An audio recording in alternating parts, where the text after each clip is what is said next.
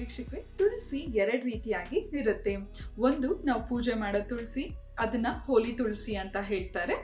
ಇನ್ನೊಂದು ಸಿಹಿಯಾಗಿರುವಂತ ತುಳಸಿ, ಇದನ್ನ ಹೆಚ್ಚಾಗಿ ತಿನ್ನೋದಕ್ಕೆ ಬಳಸ್ತಾ ಇರ್ತಾರೆ. ಇದು ನಮ್ಮ ಆರೋಗ್ಯಕ್ಕಷ್ಟೇ ಒಳ್ಳೇದಲ್ಲ, ನಮ್ಮ ಚರ್ಮ ಮತ್ತೆ ಕೂದಲು ಸ್ಕ್ಯಾಲ್ಪ್ಗೂ ಕೂಡ ತುಂಬಾನೇ ಒಳ್ಳೇದು. ಹಾಗಾಗಿ ಇವತ್ತು ತುಳಸಿನ ಬಳಸಿ ಈ ಎಣ್ಣೆನ ಹೇಗೆ ತಯಾರಿಸ್ಕೊಬಹುದು ಅನ್ನೋದನ್ನ ತೋರಿಸ್ಕೊಡ್ತೀನಿ. ನೀವು ನೋಡ್ತಾ ಇದ್ದೀರಾ ವಿಜಯ್ ಕರ್ನಾಟಕ, ನಾನು ನಿಮ್ಮ ಸಾರಿಕಾ. ವೀಕ್ಷಕರೇ, ಈ ಎಣ್ಣೆ ತಯಾರಿಸೋದು ತುಂಬಾನೇ ಸುಲಭ. ಸೊ ಬನ್ನಿ ಇದನ್ನ ಹೇಗ್ ಮಾಡೋದು ಅಂತ ನೋಡೋಣ. ಈ ಎಣ್ಣೆ ಮಾಡ್ಕೊಳ್ಳೋದಕ್ಕೆ ನಮಗೆ ಬೇಕಾಗಿರೋದು ತುಳಸಿ ಎಲೆ, ಆಮೇಲೆ ತೆಂಗಿನೆಣ್ಣೆ, ಜೊತೆಗೆ ಆಲಿವ್ ಎಣ್ಣೆ. ಮೊದಲು ತುಳಸಿ ಎಲೆನ ಚೆನ್ನಾಗಿ ತೊಳೆಯೋಣ.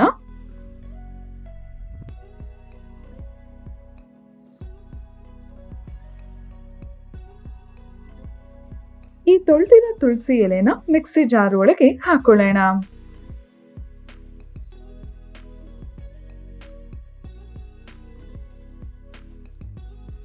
ಆಮೇಲೆ ಚೆನ್ನಾಗಿ ಇದನ್ನ ಪೇಸ್ಟ್ ಮಾಡ್ಕೊಬೇಕು.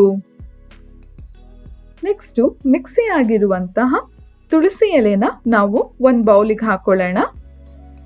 ಆಮೇಲೆ ಅದ್ರ ಜೊತೆ 4 ಸ್ಪೂನ್ ಅಷ್ಟು ತೆಂಗಿನೆಣ್ಣೆ ಹಾಕೊಬೇಕು.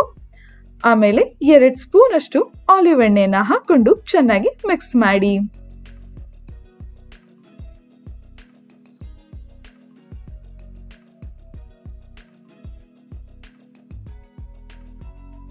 ಇವಾಗ ಇದನ್ನ ಬಿಸಿ ಆಗಕ್ಕೆ ಬಿಡೋಣ.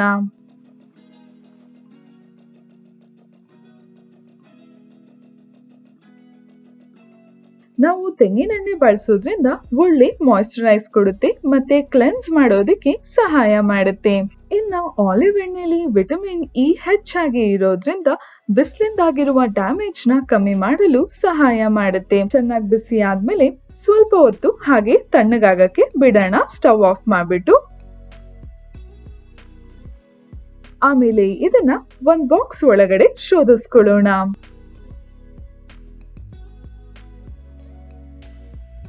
ಈ ತುಳಸಿ ಎಲೆ ಬಳಸೋದ್ರಿಂದ ಮೊಡವೆಗಳನ್ನ ಕಮ್ಮಿ ಮಾಡುತ್ತೆ, ಕ್ಲೆನ್ಸ್ ಮಾಡೋದಕ್ಕೆ ಚರ್ಮನ ಸಹಾಯ ಮಾಡುತ್ತೆ, ಕೂದಲು ಮತ್ತೆ ಸ್ಕ್ಯಾಲ್ಪ್ ಅನ್ನು ಕ್ಲೆನ್ಸ್ ಮಾಡೋದಕ್ಕೆ ಸಹಾಯ ಮಾಡುತ್ತೆ, ಯಾವುದೇ ಕಾಯಿಲೆಗಳು ಬಾರದೇ ಇರೋ ಹಾಗೆ ಕಾಪಾಡುತ್ತೆ. ಇನ್ನ ಕೂದಲಲ್ಲಿರೋ ಡ್ಯಾಂಡ್ರಫ್ನು ಕೂಡ ಕಮ್ಮಿ ಮಾಡುತ್ತೆ.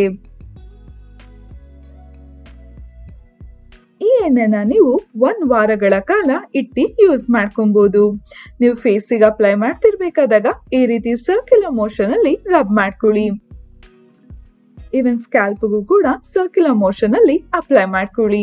ನೋಡಿದ್ರಲ್ಲ ವೀಕ್ಷಕರೇ, ನಮ್ಮ ಚರ್ಮಕ್ಕೆ ಮತ್ತೆ ಕೂದಲಿಗೆ ಎಷ್ಟು ಒಳ್ಳೇದು ಈ ಎಣ್ಣೆ ಅಂತ. ಸೊ ನೀವು ಕೂಡ ಟ್ರೈ ಮಾಡಿ ನೋಡಿ.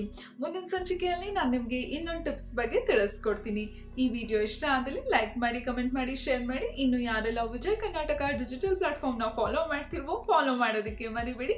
ನಾನು ನಿಮ್ಮ ಸಾರಿಕಾ. ನೆಕ್ಸ್ಟ್ ಎಪಿಸೋಡ್ ಅಲ್ಲಿ ಸಿಗೋಣ. ಅಲ್ಲಿವರೆಗೂ ಟೇಕ್ ಕೇರ್, ಬಾಯ್.